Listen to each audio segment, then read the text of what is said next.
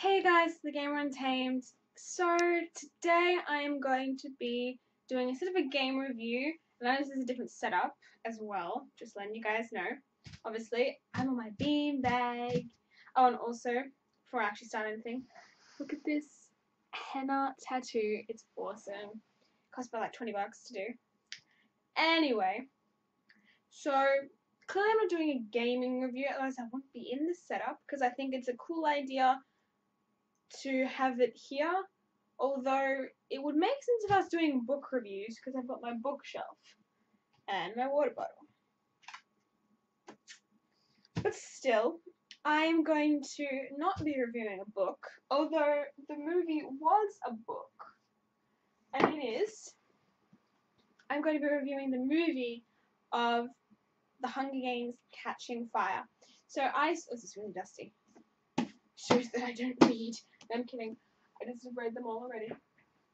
Everything on this bookshelf I've read already, except a few that are new. Anyway, so yesterday I went to see Catching Fire with my friend Michael, and I want to review it because why not? I wasn't going to review it yesterday because I came back when it's dinner time and I just couldn't be bothered. So I don't review it today. So, like many others, I started off my love with the Hunger Games series trilogy by reading the books, but in all honesty, I only read the first one because that was the only one that really grasped my attention. That's really bad, but I just couldn't get into the other two. But when I saw the first film in the cinema, I was taken aback by how well put together it actually was. And that's when I knew I'd fallen in love with The Girl on Fire. Katniss Everdeen. So the second film picks off practically straight from where it last is left off in the first film. Director Francis Lawrence, I believe it is, has outdone himself this time. Again, with this film, it is amazing. He's bringing back to you the vibrant but yet eerie apocalyptic world that the Hunger Games is set in. And this time around, the movie flourishes with artistic set design, costume design. The screenwriting is impeccable, as top-notch, and obviously the actors do a fantastic job at portraying the characters and giving their best performances yet. In this film, Jennifer Lawrence returns to play the heroine of the trilogy, Katniss Everdeen, in her fight for survival in a world where the odds are not in her favour. Although they do say the odds are in your favour, but they're really not. They're lying. Yeah.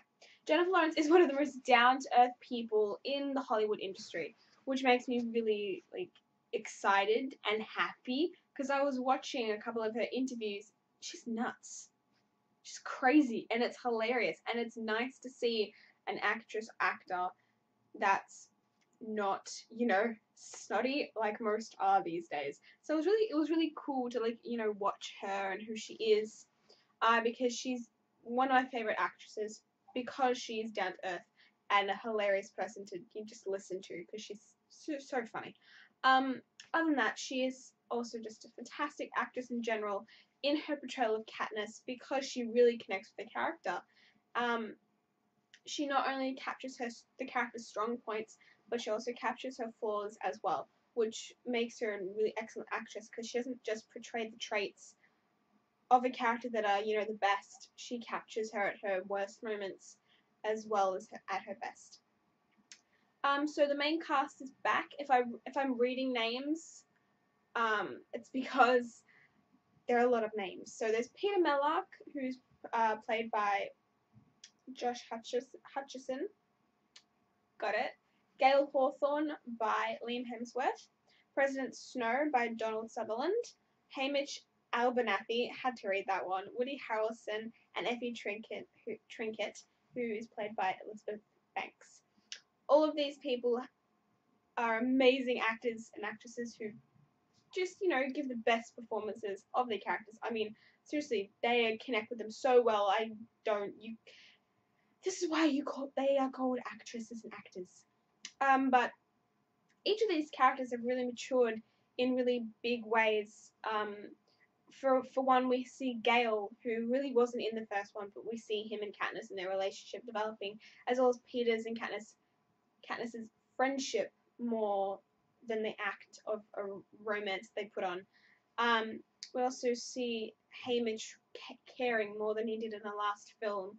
President Snow's still a poop. And Effie Trinket actually has grown the most with her ability to have sympathy and love for Katniss and Peter. She really cares about them, which is really interesting to see because in the first one, you really wouldn't gather that she did. So it's good to see that change. So Katniss and Peter are facing their largest dilemma yet, and this is not just having to keep up a charade of love in front of the cameras and the public, but it's also, Katniss being in love with Gale rather than she is with Peter, and it's the citizens of each of the districts finding hope from Katniss. It's creating the start of the rebellion, which we will eventually see in the third and fourth movie. And also, it's the biggest battle that they've had to face so far yet. I mean, obviously the biggest battle is yet to come, but in the movies, this is. I mean, you would think that the second movie would be more of a downfall, but it's not. They're really building it up more and more, and this film is much more emotional, which makes it far harder. Like, I know there's so many times since where I wanted to cry, and I'm just like, no, I'm watching this with someone else. I'm not crying.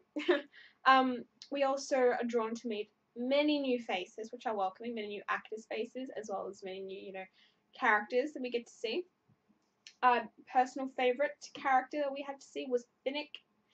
He was a riot, little charming buddy. But I love his trident, and I'm not talking about down there. That's not what I mean.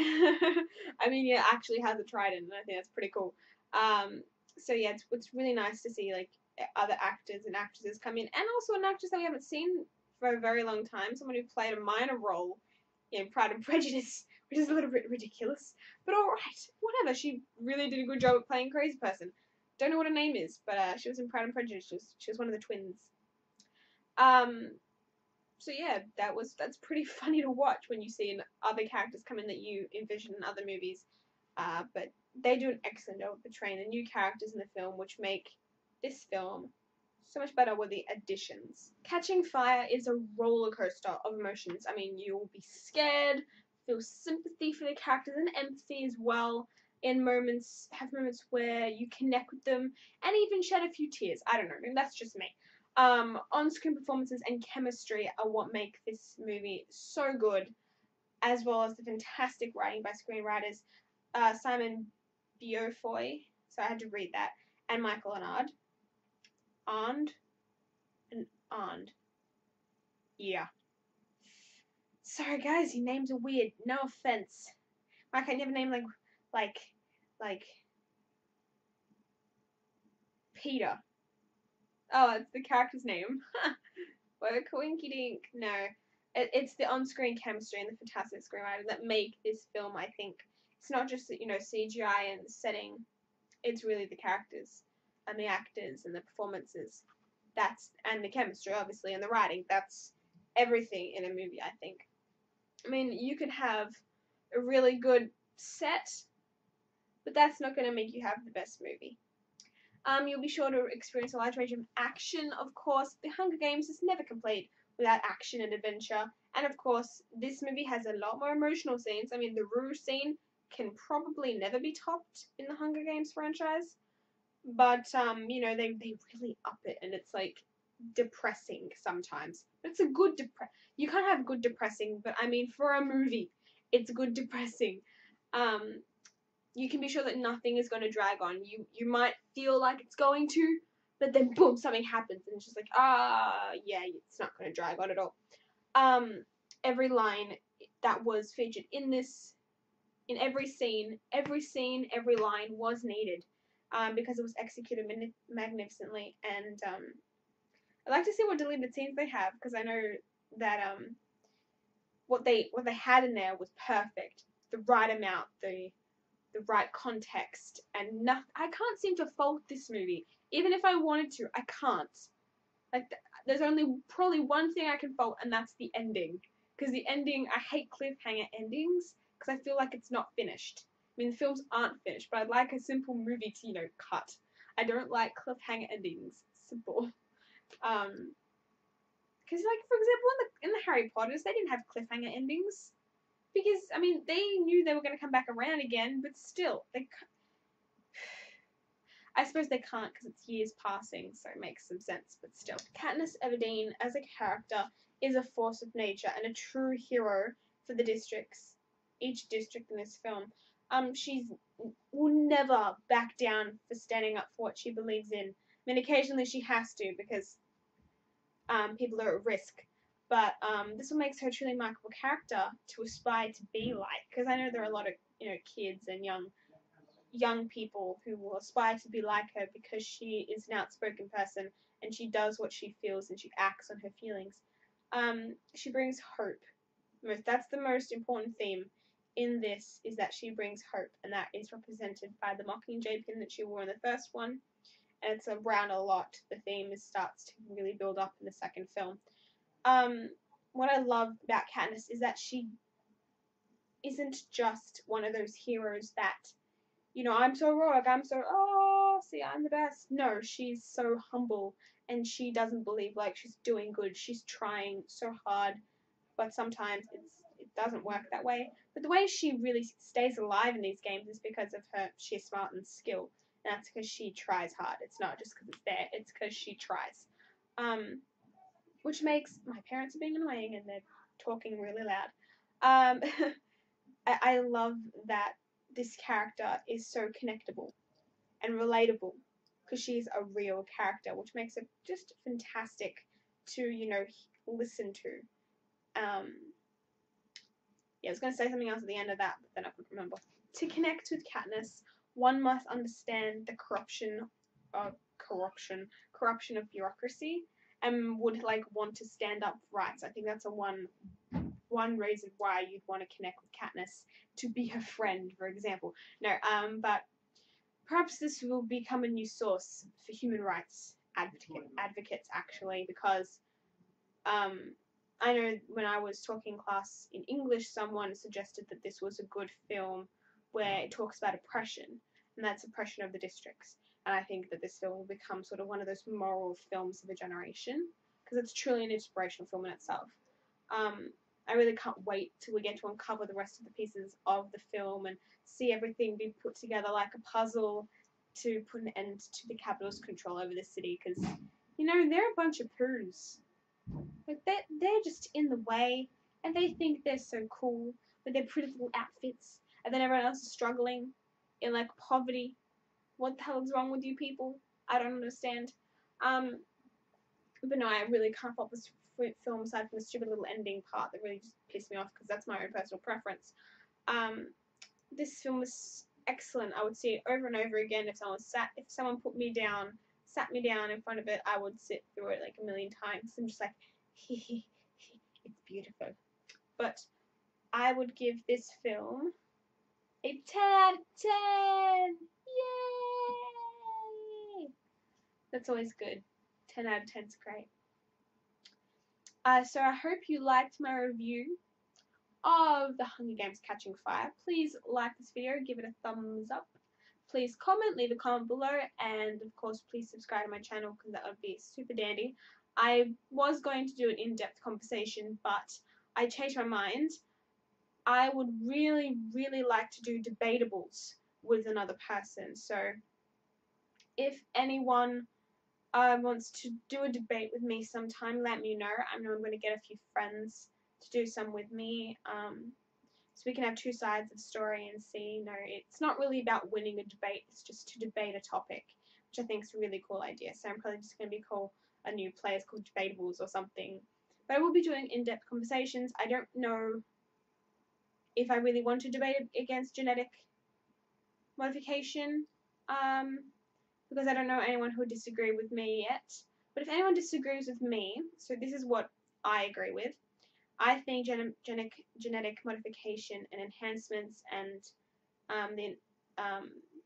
sort of making the human body better is wrong and morally and ethically wrong. If anyone disagrees with me, please let me know and we can do a debate or over Skype or something, and I can record it and put it on YouTube, and that'd be awesome.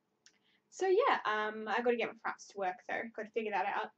But yeah, so thank you for watching, guys. I hope you have a great day. Be well, be safe, have fun, and I will be starting the 12 days of Christmas from December the either the 24th or the 25th, because the 24th I think it's a good day to remember because it is this is the 24th of Christmas Eve. But wait, what? It goes to the 1st of January, does it? 25th, 6th, 7th, 8th, 9, 10 to the 6th of. That's weird. I don't really get the 12 days of Christmas, to be honest. I really don't understand. I get counted down to Christmas. I don't get. Weird. Anyway, have a good day. That was weird thinking on my part, but I will talk to you guys later. Bye. So in this film, change the position of my legs. Jennifer Lawrence, who plays Katniss Everdeen, returns. I totally just stopped what I was gonna say. No. In this film, Jennifer Lawrence, who plays Okay, we'll go with the drink first. That actually is what shows what I know. And it was playback to Katniss. Oh my god, it's Getaway. Spoiler, what is wrong with me?